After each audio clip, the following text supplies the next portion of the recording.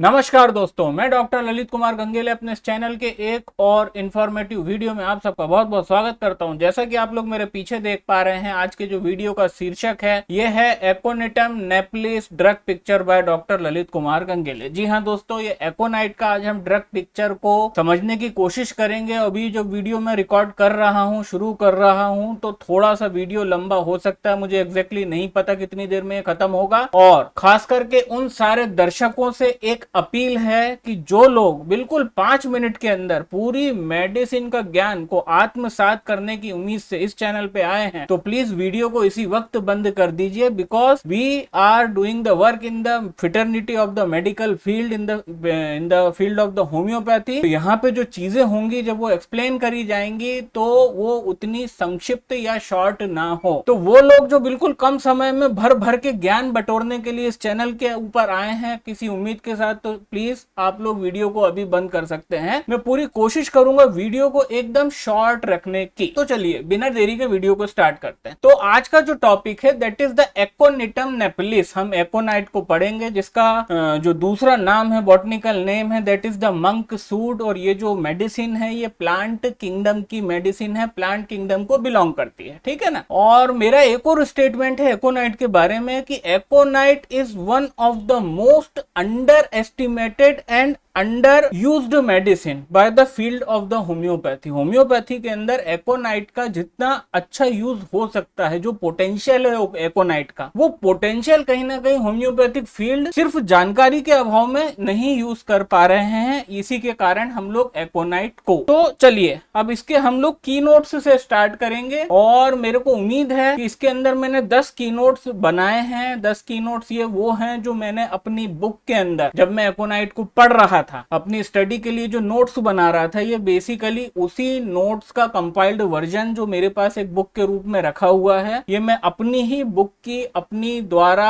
Assembled एकोनाइट, क्योंकि देखिए अगर कोई भी मटेरिया मेडिका के ऊपर बुक लिख रहा है तो वो माँ के पेट से कभी भी सीख के नहीं आता। वो जो है, जो मदर बुक्स हैं, जो पायनियर्स की बुक है, कहीं ना कहीं उसी से चीजों को निकाल करके कंपाइल अपने हिसाब से लोग करते हैं, ठीक है ना। तो चलिए स्टार्ट करते हैं। अब यहाँ पे द कीनोट ऑफ एकोनाइट, टोटल जैसा कि मैं बता चुका हूं, इस मेडिसिन के मैंने 10 की नोट के अंदर इसको डिवाइड करा है। इसके 10 की नोट से मैं उम्मीद कर रहा हूं कि 10वें की नोट तक आप एकोनाइट का A to Z सब कुछ समझ जाएंगे। तो the key note number first of the aconite is the turmoil. Turmoil is the first की नोट ऑफ एकोनाइट। तो टर्मोइल का मतलब है रैपिडिटी। रैपिडिटी, रैपिडिटी मतलब एकोनाइट जो है that is the medicine of the snappish action. Snappish मतलब ये इतना रैपिडली काम करती है और इतना रैपिडिटी के साथ ये काम करती है कि जिसको लेकर के जो स्टेटमेंट है जो दिया गया वो है कि aconite is like a great storm. Storm मतलब तूफान की तरह है, विच कम्स, जो कि आता है, एंड स्वेप, स्वेप मतलब सब कुछ साफ करता है, sweep over and passes away in the same rapidity. तो कहने का मतलब है एकोनाइट की जो कंप्लेंट होती है, एकोनाइट डिप्लॉय करने का, एकोनाइट एक पेशेंट को देने का, दोस्तों उसका विंडो बहुत शॉर्ट होता है, क्योंकि एकोनाइट की कंप्लेंट एक तूफान की तरह रैपिडिटी से आती है। जैसे तूफान आता है, फिर जिस क्षेत्र में, जिस एरिया में तूफान आया है उसको वो बर्बाद करता है, स्वेप ओवर करता है, और फिर आप देखते हैं कि आपके देखते देखते आपकी आंखों के सामने वो चीज ओझल हो जाती है। तो जो टर्मोइल है, turmoil is the first keynote of aconite. और टर्मोइल से आपको समझने के लिए ये एक इंग्लिश का वर्ड है जिसका मतलब है रैपिडिटी, ठीक है ना। अब यहाँ पे क्या बोला जा रहा है कि turmoil stands for the rapidity of aconite, जो कि मैं बता चुका हूं। अब ये जो मेरे सर के पीछे जो शब्द है कि दिस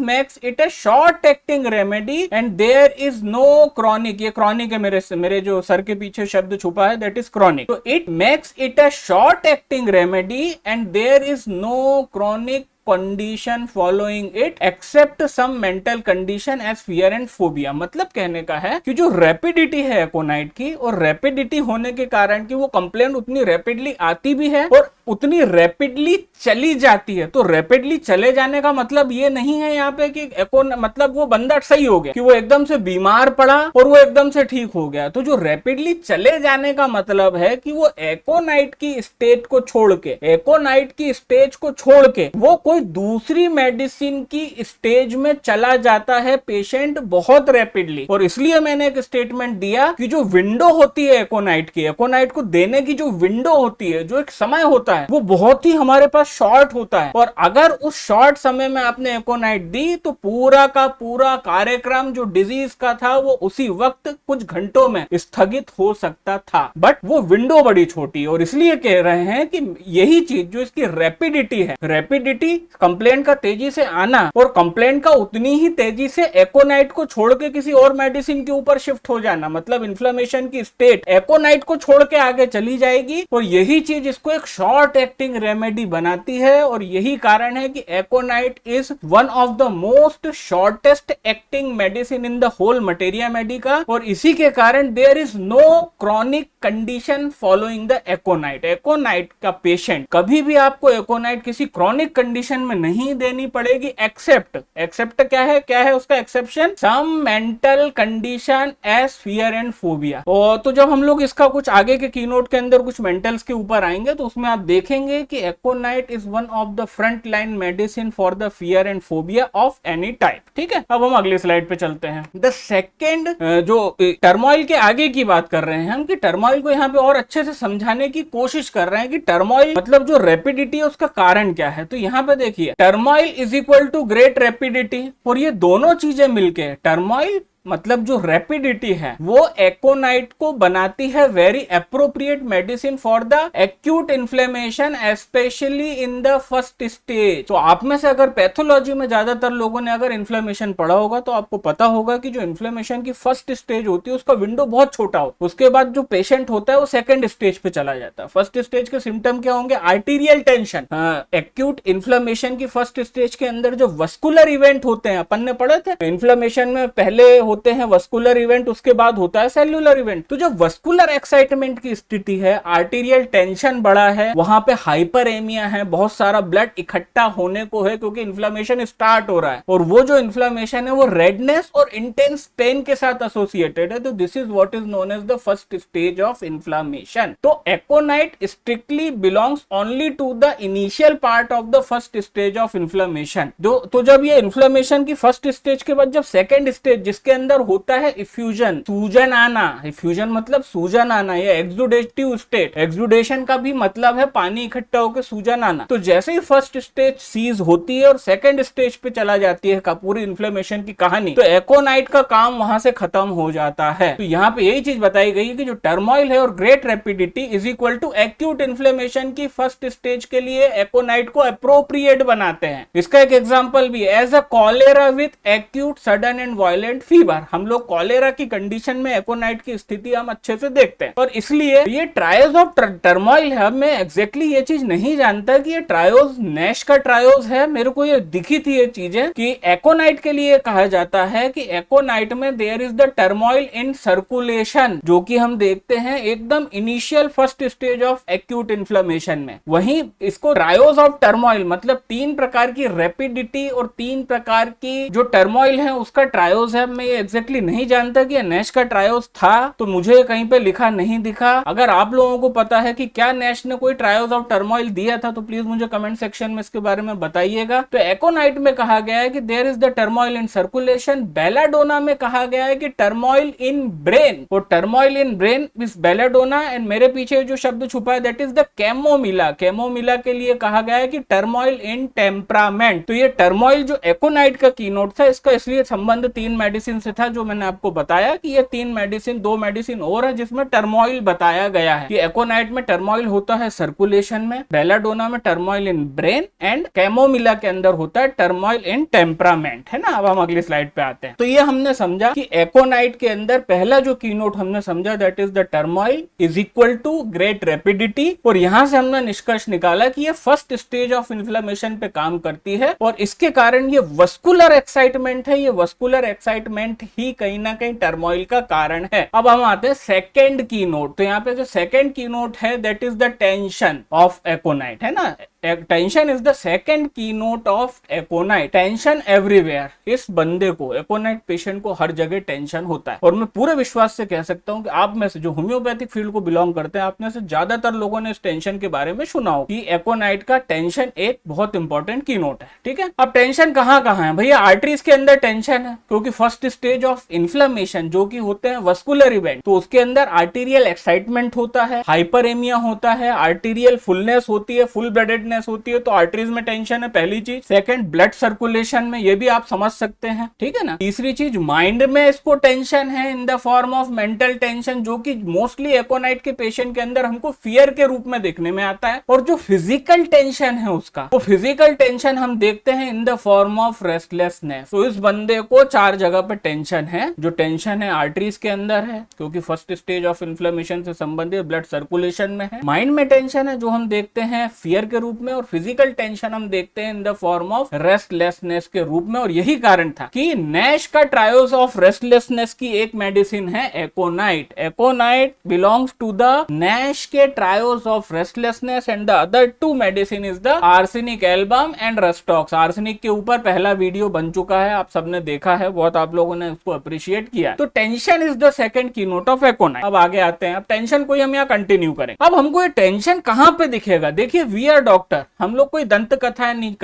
पढ़ रहे हैं, हम लोग को पंचतंत्र की कहानियां नहीं पढ़ रहे हैं, क्योंकि जो भी हम ड्रग पिक्चर पढ़ते हैं वो ड्रग पिक्चर के अंदर लिखी चीजें हमको अपने पेशेंट के अंदर आइडेंटिफाई करनी पड़ती हैं। और जब हम उसको आइडेंटिफाई करते हैं, then after we are able to deploy the medicine in the specific case in the specific given time. तो अब टेंशन के बारे में हम और डिटेल में पढ़ेंगे कि जो सिस्टेमिक वेसल्स होती हैं, सिस्टेमिक वेसल्स मतलब आर्टरी, ठीक है, इसके अंदर जो टेंशन होता है वो हमको कंजेशन और हेमरेज के रूप में दिखता है, जो कि होता है क्योंकि हमने आपको बोला है कि रैपिडिटी के साथ एकोनाइट काम करती है, और वो रैपिडिटी के कारण, उस ग्रेट रैपिडिटी के कारण ये एक्यूट इन्फ्लेमेशन की बहुत इंपॉर्टेंट मेडिसिन है। तो जब भी किसी बंदे को एक्यूट इन्फ्लेमेशन होगा किसी भी स्पेसिफिक लोकलाइज्ड पार्ट में, तो हमको क्या दिखेगा? वहां पे हमको दिखेगा ब्लड का कंजेशन और हेमरेज भी होगा। कि जब एक्यूट इन्फ्लेमेशन में कंजेशन इतना ज्यादा है, आर्टीरियल टेंशन इतना ज्यादा है, तो ये देखने में आता है। यही टेंशन हमको मसल्स में दिखेगा इन the form of tetanus, in the form of conversion and spasm, जो कि हम एकोनाइट के डिजीज पिक्चर के अंदर बहुत फ्रिक्वेंटली देखते हैं। कई बार कन्वर्जन, टोनिक क्लोनिक कन्वर्जन के अंदर कुछ ऐसी स्पेसिफिक कंडीशंस बनती है जिसमें हमको एकोनाइट देनी पड़ती है, ठीक है। तो मसल्स में वो टेंशन हमको दिखता है in the form of tetanus and conversion and spasm, जो कि ये ब्रोंको स्पाज्म बता रहे हैं, ये आगे भी है। इनवॉलेंट्री मसल्स के अंदर वहां पे हम देखते हैं cardio spasm and asthma. Asthma मतलब Bronco spasm,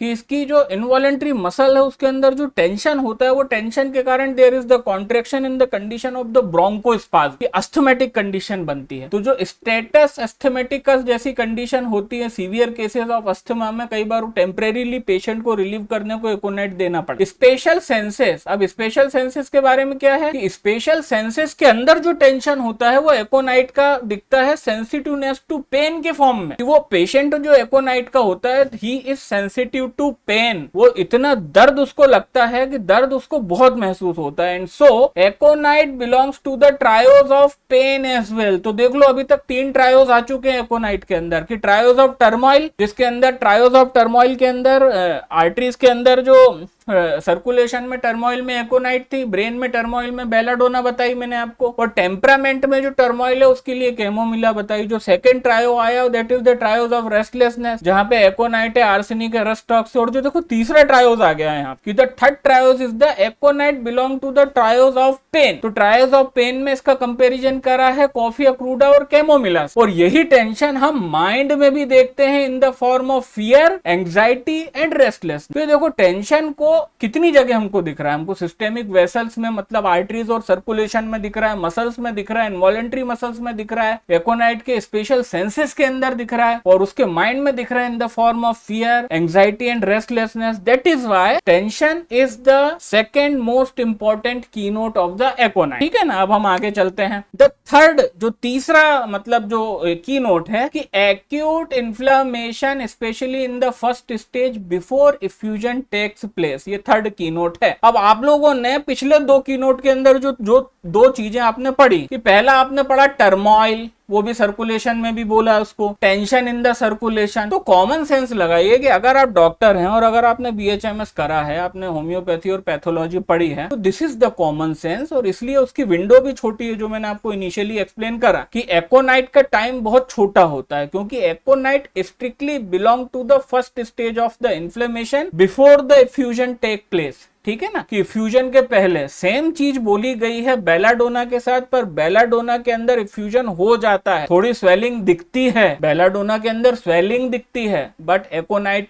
before swelling, before the exudation और फ्यूजन। तो इसलिए कह रहे हैं कि acute inflammation specially in the first stage before the fusion takes place. ठीक है, थर्ड की नोट। और ये हमने कहां से इस पे आया, इस पॉइंट पे कि भाई टर्मोइल और टेंशन जो इसके दो की नोट है जो सर्कुलेशन में हो रहा है, तो टर्मोइल और टेंशन सिर्फ एक्यूट इन्फ्लेमेशन में होते हैं। दैट इज इन दोनों को जब हम प्लस करते हैं तो हमारे सामने जो पैथोलॉजी दिखती है हमको, जिसके ऊपर हमको पैथोलॉजी पे काम करना है। मैं क्लिनिकल होम्योपैथी पढ़ा रहा हूं आपको, तो पैथोलॉजी कौन सी है जिसपे एकोनाइट देना पड़ती है? That is acute inflammation first stage before the effusion take place. ठीक है ना। अब यहाँ पे ये जो है कि बिफोर इफ्यूजन, इसको ही थोड़ा सा इलस्ट्रेट करके मैंने लिखा है कि not of use after exudation या इफ्यूजन, कि जब भी एक्सुडेशन हो जाए, मतलब पानी भर जाए इन्फ्लेम्ड पार्ट में, स्वेलिंग आ जाए, और सेम चीज वो एक्सुडेशन भी वही होता है। ठीक है, इसका कारण ये है कि because it corresponds only to the functional disturbances and not to be continued after the pathological changes take place, because there is no tissue change और organic changes in the aconite. Aconite के अंदर किसी भी तरह का, पूरी की पूरी एकोनाइट की ड्रग पिक्चर के अंदर, चाहे कितनी किताबों से आप पढ़ लो, एकोनाइट में एक भी पैथोलॉजिकल चेंज नहीं है। एकोनाइट की ड्रग पिक्चर में कोई भी ऑर्गेनिक चेंज, टिश्यू चेंज या पैथोलॉजिकल चेंज नहीं है। एकोनाइट की जो पैथोफिजियोलॉजी थी प्रूविंग में, उसमें सिर्फ इसने फंक्शनल डिसऑर्डर और फंक्शनल डिस्टर्बेंसेस पैदा करे थे। और यही कारण है कि जब भी इन्फ्लेमेशन के अंदर जब तक फर्स्ट स्टेज है तब तक पैथोलॉजिकल चेंज नहीं होता है, पर जैसे ही इन्फ्लेम्ड पार्ट में सूजन आती है, जैसे ही इन्फ्लेम्ड पार्ट में फ्यूजन एंड एक्सुडेशन होता है, तो वो जो एक्सुडेशन है, जो पानी भरा है, उसको बोलते हैं कि वहां पे पैथोलॉजिकल चेंजेस आर सेट इन। और इसलिए कहते हैं कि एकोनाइट को एक्सुडेशन और इफ्यूजन के साथ एकोनाइट का काम खत्म होता है और उसके बाद नहीं यूज करा जाता, क्योंकि एकोनाइट की पैथोजेनेसिस में कुछ भी पैथोलॉजिकल चेंजेस नहीं थे।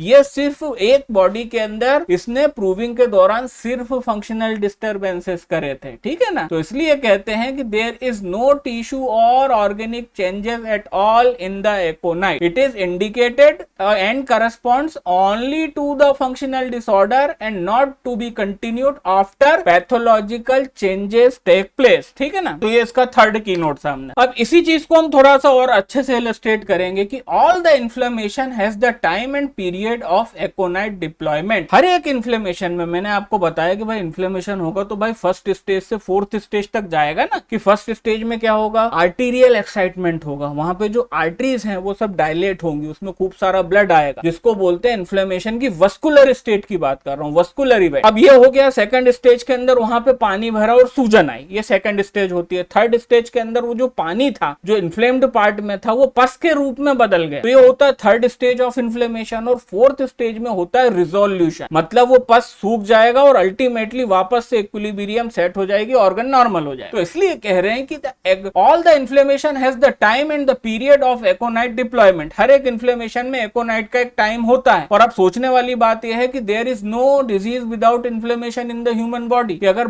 मानव शरीर के अंदर कोई भी चीज, कोई भी बीमारी है तो उसका पैथोलॉजिकल बेस इन्फ्लेमेशन होगा। इसलिए all the inflammation has the time and period of the एकोनाइट deployment which is, जो कि समय कौन सा है? First stage of inflammation with arterial excitement. ये मैं बता चुका हूं आपको, है ना। जो कि हम कैसे पहचानेंगे कि which is associated with the redness, tension in the circulation, मतलब जो लोकलाइज्ड पार्ट है, जो इन्फ्लेमेशन है, वहां पे रेडनेस होगी, टेंशन होगा सर्कुलेशन में, हाइपरेमिया होगी, वहां पे वो पूरा खून से ओतप्रोत होगा, वहां पे खूब सारा ब्लड जाएगा, इसलिए हाइपरेमिया होगा, वहां पे ब्लड सप्लाई ज्यादा हो जाएगी, आर्टीरियल एक्साइटमेंट होगा, एंड इंटेंस अनबियरेबल पेन। ये अनबियरेबल के बाद में पेन लगाना भूल गया, एक्चुअली ये पेन इसके पीछे मेरा स्लाइड बनाने में थोड़ा गड़बड़ी हुआ, उसके लिए सॉरी। अब यहाँ पे सबसे इंपॉर्टेंट बात है ना कि हम लोग इन्फ्लेमेशन की बात कर रहे हैं कि प्रॉम्प्टली एंड जुडिशली इम्प्लॉयड, मतलब अगर इसको आपने बहुत प्रॉम्प्टली और जुडिशली इसका आपने इंप्लीमेंट करा, अगर आपने एकोनाइट को बहुत प्रॉम्प्टली उस समय को आइडेंटिफाई करके अक्कल लगा के दे दिया, देन दोस्तों it can arrest and cut short the entire disease. ये पूरी बीमारी को उसी वक्त खत्म कर देगी और उसी जगह खत्म कर देगी, आगे नहीं जाने देगी। बट दिक्कत यह है कि वो जो विंडो है वो इतनी छोटी होती है कि अमूमन उस विंडो के अंदर पेशेंट हमारे पास नहीं पहुंच पाता। वो जो टाइम होता है एकोनाइट के डिप्लॉयमेंट का, वो time generally first stage of inflammation before effusion वो निकल चुका होता है। ठीक है, तो कहां इसका यूज कर सकते हैं भाई? हर जगह यूज कर सकते हैं। जहां पे भी आइटिस हो रहा है, इन्फेक्शन, इन्फ्लेमेशन हो रहा है, वहां पे इसका यूज है। मेनिंजाइटिस, ऑप्थेल्मिया, आंख का इन्फेक्शन, क्रूप, कफ, खांसी है ना, ये पीछे मेरे ब्रोंकाइटिस है,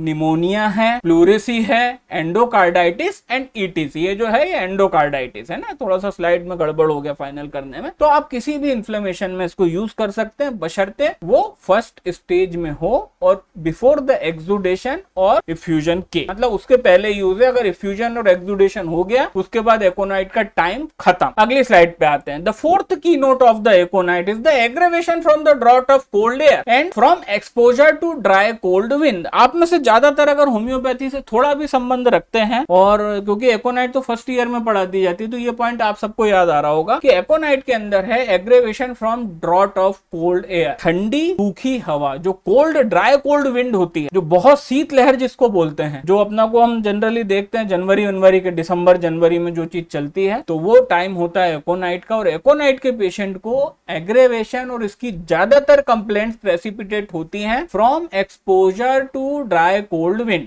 ठीक है ना, तो aconite complaint come suddenly from the exposure to the dry cold wind. एकदम से सूखी ठंडी हवा लगी इस पेशेंट को, तो एकोनाइट के पेशेंट के अंदर चीजें, क्योंकि हमने क्या बोला, एकोनाइट का पहला की नोट था टर्मोइल। टर्मोइल मतलब वो बहुत ही ज्यादा वायलेंटली और रैपिडिटी के साथ कंप्लेंट आती है, तो एग्जैक्टली वही होगा। जब भी ये पेशेंट एक्सपोज करेगा ड्राई कोल्ड विंड को, तो इसको क्या होगा, इसके अंदर सिम्टम्स प्रेसिपिटेट होंगे। On very cold weather complaint of nose, throat, lung and brain, मतलब कॉमन सेंस से ठंड में जो है रेस्पिरेटरी ट्रबल होता है, तो नोज हो गया, थ्रोट हो गया, आई हो गया, लंग हो गया, ब्रेन हो गया, दिमाग में भी ठंड बैठ जाती है कई बार, है ना। तो ऐसी कंप्लेंट हम देखते हैं एकोनाइट की in the very cold weather. On the other hand in the summer weather bowel inflammation and stomach disorder come in. जैसे कि अभी गर्मी चल रही है, अब गर्मी में आप लोग देखते हैं लोगों को बॉवेल, पेट, इंटेस्टाइनल अपसेट होता है, गैस्ट्रो इंटेस्टिनल अपसेट होता है ना, गैस्ट्रिक डिसऑर्डर्स होते हैं। तो समर के अंदर ऐसा नहीं है कि एकोनाइट की कंप्लेंट सिर्फ विंटर में ड्राई कोल्ड विंड से सिर्फ रेस्पिरेटरी और ये वाले ट्रबल होंगे लंग्स के, नहीं। समर के अंदर on the other hand the aconite patient suffer from the bowel inflammation, gastroenteritis, stomach and digestive disorder as well, है ना। तो ये इसका फोर्थ की नोट था, aggravation from the draught of cold air. Draught मतलब झोंका, ठंडी हवा के झोंके को बोलते हैं। ठीक है, fifth key note of the एकोनाइट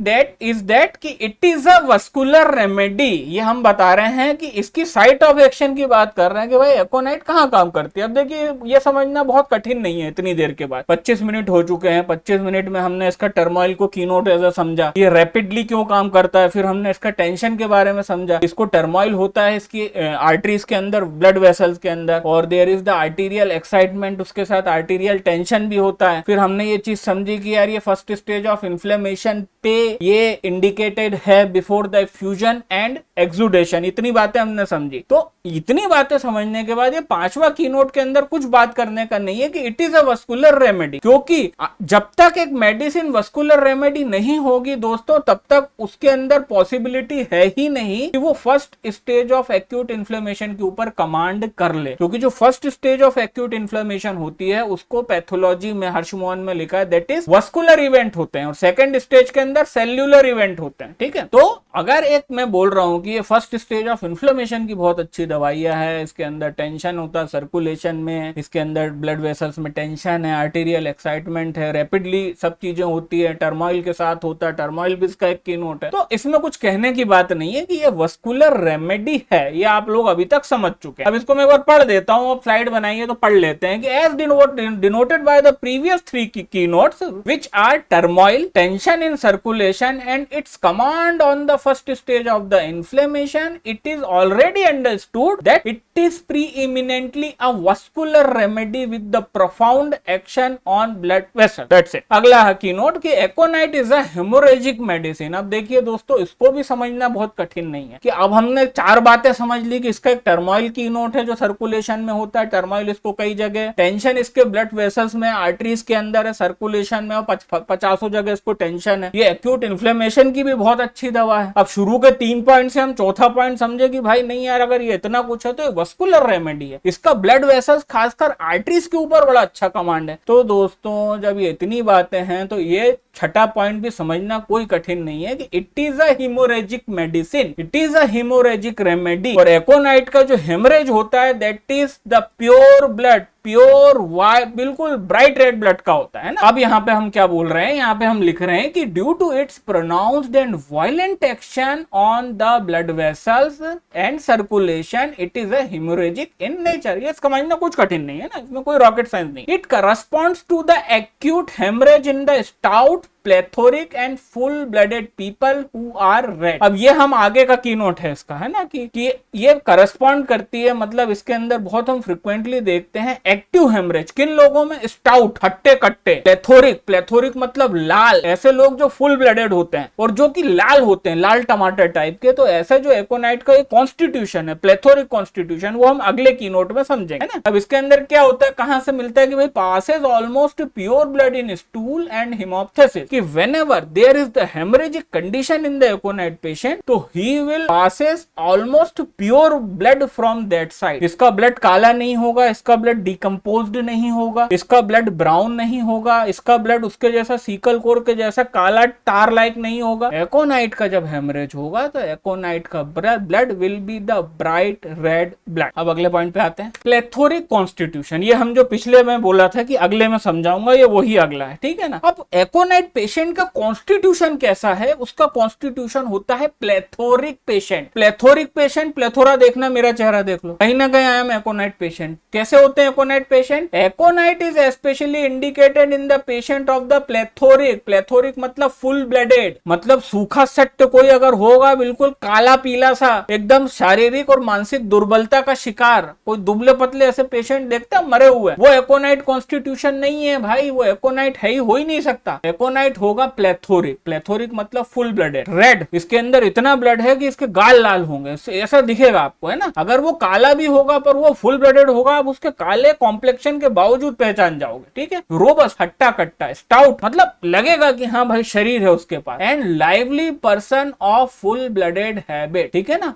अब ये यहाँ पे देखो मॉलिक्यूलर लेवल पे भी कुछ बात कही गई है, वो सुनना बहुत जरूरी है। They have pure fully developed blood cell, मतलब इनका जो आरबीसी होता है, अगर आप में ज्यादातर लोगों ने फिजियोलॉजी में इरिथ्रोपोइसिस पढ़ा होगा कि आरबीसी कैसे बनते हैं, तो आरबीसी की स्टेजेस होती हैं, आपको पता होगा कि इनिशियली जो आरबीसी होता है वो मेच्योर हो के फुल्ली मतलब डेवलप्ड आरबीसी होता है ना, उसकी 6-7 स्टेज होती हैं, ठीक है। और हमारे ब्लड में वो 7 प्रकार के आरबीसी पाए जाते हैं, ठीक है। तो यहाँ पे बोल रहे हैं कि जो एकोनाइट का पेशेंट होता है उसके अंदर pure and fully developed blood cell होते हैं, जो इरिथ्रोसाइट्स होते हैं एकोनाइट पेशेंट के, वो बिल्कुल fully developed, fully mature blood cells होते हैं, और यही कारण है इसके फुल ब्लडेड होने का, ठीक है। In the most perfect type, but है ना, बिल्कुल जो मोस्ट परफेक्ट टाइप जो आरबीसी का हो सकता है रेड ब्लड सेल का, वो जो है मोस्ट परफेक्ट टाइप आरबीसी जो है वो एकोनाइट पेशेंट के ब्लड में पाए जाते हैं। इसी के कारण ये प्लेथोरिक है, इसी के कारण ये रेड है, इसी के कारण इसको फुल ब्लडेड बोलते हैं। इसके आरबीसी की अच्छी क्वालिटी के कारण ही इसका जो फिजिकल कॉन्स्टिट्यूशन है वो रोबस्ट है, वो स्टाउट है,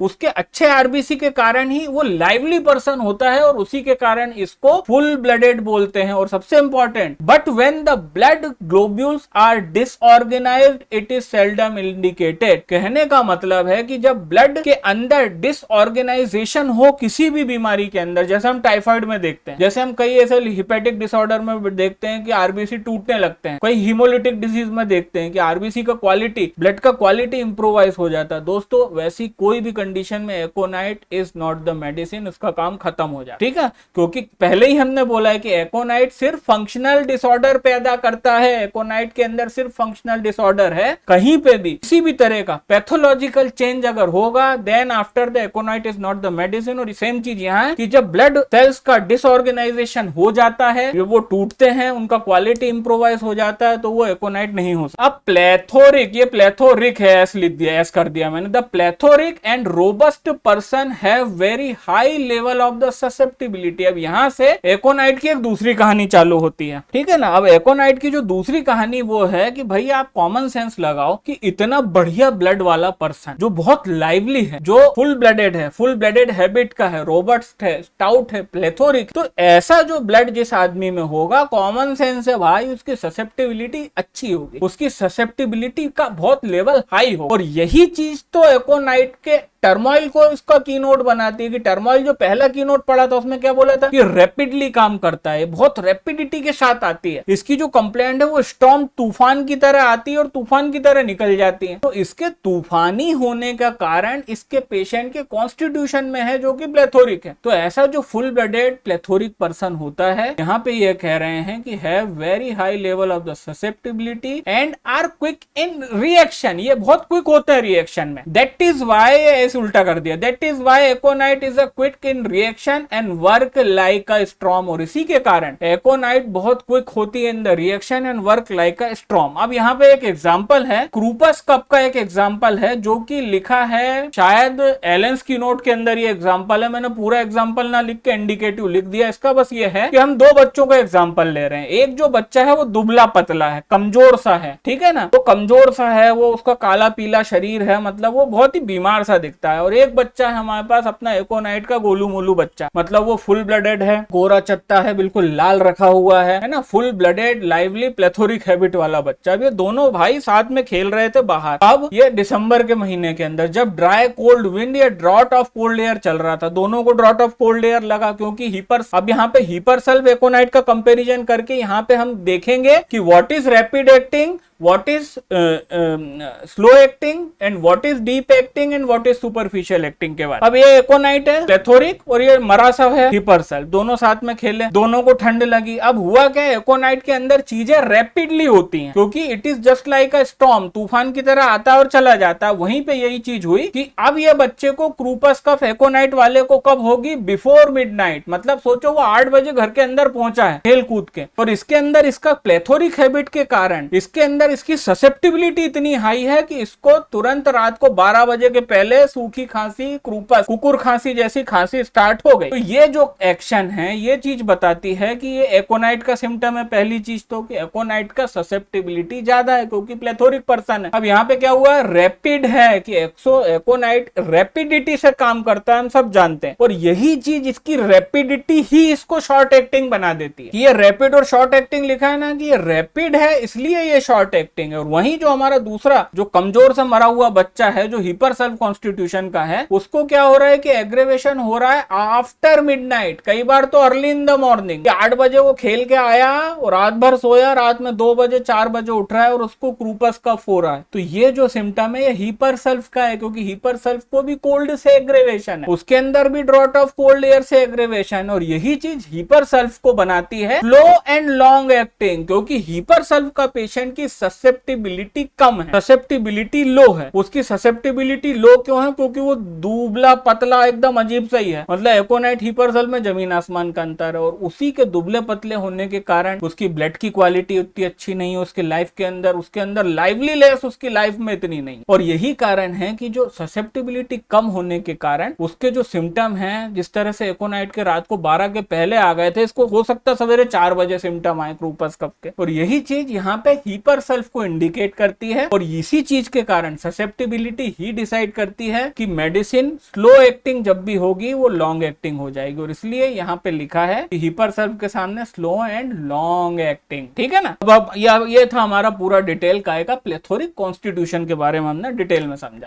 अब आते हैं हम आगे कि प्राइमरीली पेन रेमेडी, ये 8वां कीनोट है। ये अब जैसा कि मैं आपको बता चुका हूं, it belongs to the next trios of pain. Other two medicine are the coffea, and chamomilla. ठीक है, अब यहाँ पे क्या कहा गया, पेन के बारे में कुछ कसीदे पढ़ लेते हैं कि pain of the aconite are intolerable and unsupportable. भाई साहब, इंटॉलरेबल पेन होता है, बिल्कुल टॉलरेट नहीं कर सकता है, अनसपोर्टेबल पेन होते हैं aconite. Drive him to the desperation, ठीक है, they are tearing, cutting and sometimes burning, one of the most painful remedy of the whole materia medica. अब ये पेनफुल क्यों है भाई? ये पेनफुल इसलिए है क्योंकि पहले तो इसका एक्शन रैपिडिटी के साथ है, जो टर्मोइल की नोट में समझा। इसके जहां इन्फ्लेम्ड पार्ट है वहां पे आर्टीरियल एक्साइटमेंट बहुत ज्यादा है, जिसके अंदर आर्टीरियल टेंशन है। तीसरी चीज, ये बिलोंग करती है एक्यूट इन्फ्लेमेशन की फर्स्ट स्टेज, मतलब सबसे violent phase of the acute inflammation की फर्स्ट स्टेज, जो कि सबसे वायलेंट स्टेट है। और यही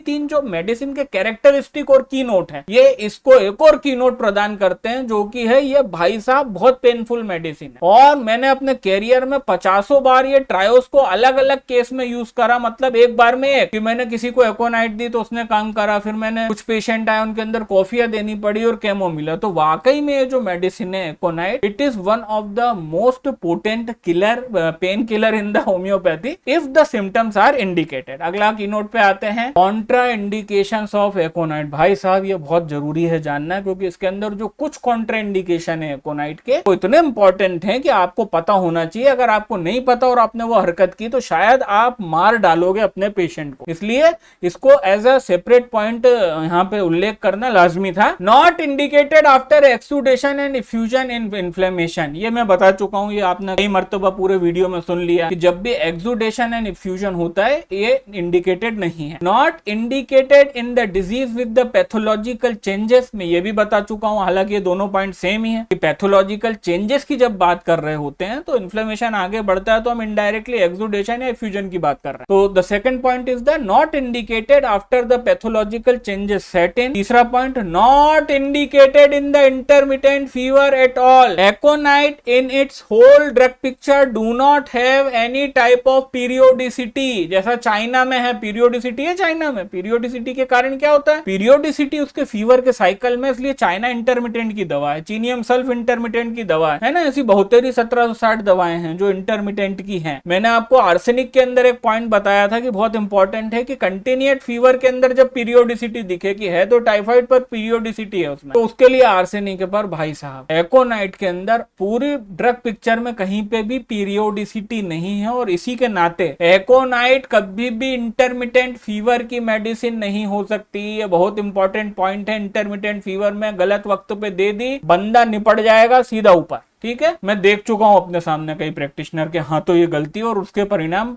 पेशेंट को भुगतते हुए। अगला पॉइंट है, should not be given to control the fever only, not even in the alternation. ये एलेंस की नोट में ये दोनों लाइनें लिखी हैं, आप चाहो तो खोल के पढ़ लेना। एकोनाइट को कभी भी सिर्फ फीवर को कंट्रोल करने की दृष्टि से नहीं देना है। मेरे पास आज तक कम से कम हजारों बच्चे आए होंगे और 1000 बार मैं ये देख चुका हूं अगले जो डॉक्टर के प्रिस्क्रिप्शन में उसने सिर्फ फीवर को कंट्रोल करने के लिए बिल्कुल जाहिल और गंवारों की तरह अपने छोटे से बच्चे पे जो उसका पेशेंट है उसको एकोनाइट दे रहे, और जबकि एलेंस की नोट में लिखा है कि तुमको एकोनाइट को फीवर को कंट्रोल करने के लिए नहीं यूज करना है, सिर्फ फीवर कंट्रोल करने के लिए नहीं, आपको इसको अल्टरनेशन में देना है किसी और मेडिसिन के साथ, कि किसी और मेडिसिन से आप फीवर कंट्रोल कर रहे थे और आप अल्टरनेशन में एकोनाइट के साथ उसको एकोनाइट से अल्टरनेट कर रहे हैं। जी नहीं, जब तक आपको सिम्टम्स एग्री नहीं करते हैं first stage of acute inflammation की, with the turmoil, with the tension in the circulation, with the tension in the mind in the form of anxiety, anguish, ठीक है, जब तक ये सारे सिम्टम्स नहीं होंगे, एकोनाइट को देने के पहले लोकल इन्फ्लेमेशन को वेरीफाई कर लेना कि हाँ भाई इसको लोकल इन्फ्लेमेशन है और वो फर्स्ट स्टेज में है अभी, और वहां पे पैथोलॉजिकल चेंज नहीं हुआ, तभी एकोनाइट दे सकते हो। फिर भले उस कंडीशन के साथ कितने ही फीवर आ जाएगा, एकोनाइट काम करेगी, but in the absence of the first stage of acute inflammation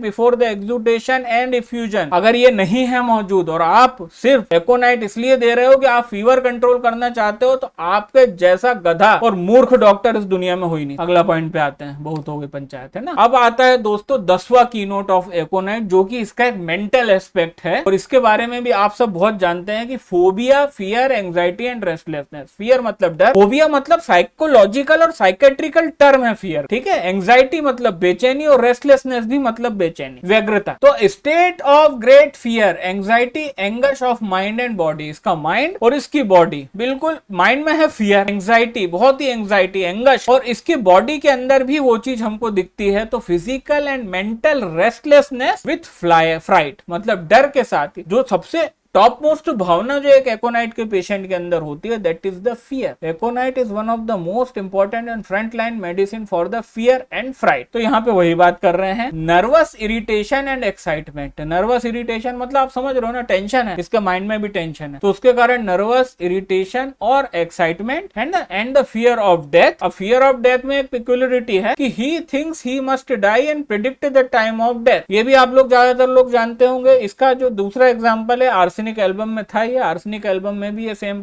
symptom है। अब ये ऑल है, ये जो मेरे पीछे शब्द छुपा है, that is all type of the fear and phobia. और इसके लिए कहा गया है द ओनली कंडीशन या फिर ओनली क्रॉनिक आइलमेंट, ये आइलमेंट है मेरे सर के पीछे, इन विच एकोनाइट इज इंडिकेटेड। जैसा कि हमने एकोनाइट की शुरुआत में पढ़ा था कि इसकी रैपिडिटी के कारण इसके अंदर ऐसा कोई क्रॉनिक डिसऑर्डर नहीं है जो जिसके लिए हम एकोनाइट को यूज कर सके। और उस स्लाइड में भी मैंने ये चीज बताई थी ब्रैकेट के अंदर कि एक्सेप्ट सम मेंटल कंडीशन। तो ये इकलौती एक मेंटल कंडीशन है, क्रॉनिक आइलमेंट है, जिसके अंदर aconite is indicated, that is the fear and phobia. हर बात से डर, सड़क पार करने से डर, ऊंचाई से डर, ऊंची बिल्डिंग में चढ़ने से डर, भीड़ में जाने से डर, किसी से बात करने से डर, अकेले रहने से डर, भूत का डर, अंधेरे का डर, जमाने भर के जितने भी नॉन साइकेट्रिकल और जो साइकेट्रिकल टर्म भी है उसके अंदर ये जो फोबियास की जो कंडीशन है, एग्रोफोबिया है ना, भीड़ से डरना, क्लॉस्ट्रोफोबिया, सकरी जगह से डर लगना, ये सारी जो फोबियास होते हैं उसके लिए एकोनाइट is one of the most important medicine. And this is the only condition, ये इकलौती कंडीशन है जिसके अंदर एकोनाइट क्रॉनिक आइलमेंट में यूज हो सकता है। और वो इकलौता क्रॉनिक आइलमेंट है, एक मेंटल सिम्टम जो कि है फियर एंड फोबिया। तो दोस्तों ये था एक थोड़ा सा मीडियम साइज का वीडियो जिसके अंदर हमने एकोनिटम नेप्लिस का ड्रग पिक्चर मैंने कोशिश की आप लोगों को बताने की, और मैं उम्मीद करता हूं कि ये आप लोगों के काम आएगा, खासकर उन डॉक्टर्स के जो लोग होम्योपैथी की फील्ड में काम कर रहे हैं, मेडिसिन को बहुत अच्छे से जानना चाहते हैं। और वीडियो हमेशा लंबे होंगे ड्रग पिक्चर के, क्योंकि 5 मिनट के अंदर इतने सीरियस टॉपिक को नहीं समझाया जा सकता। अगर आप उम्मीद कर रहे हैं कि कोई एकोनाइट आपको 5 मिनट के अंदर घोट के आपके दिमाग के अंदर डाल देगा, तो ये आपकी गलती है। तो बहुत बहुत शुक्रिया आप सब लोगों का समय निकाल करके चैनल से जुड़ने के लिए। इस हफ्ते में आने वाले इवेंट्स में, आने वाले वीडियोज में, और हर शनिवार को शाम को 4:30 बजे होने वाली लाइव स्ट्रीम में आप सबसे बहुत जल्द मुलाकात होती है। तब तक के लिए नमस्कार।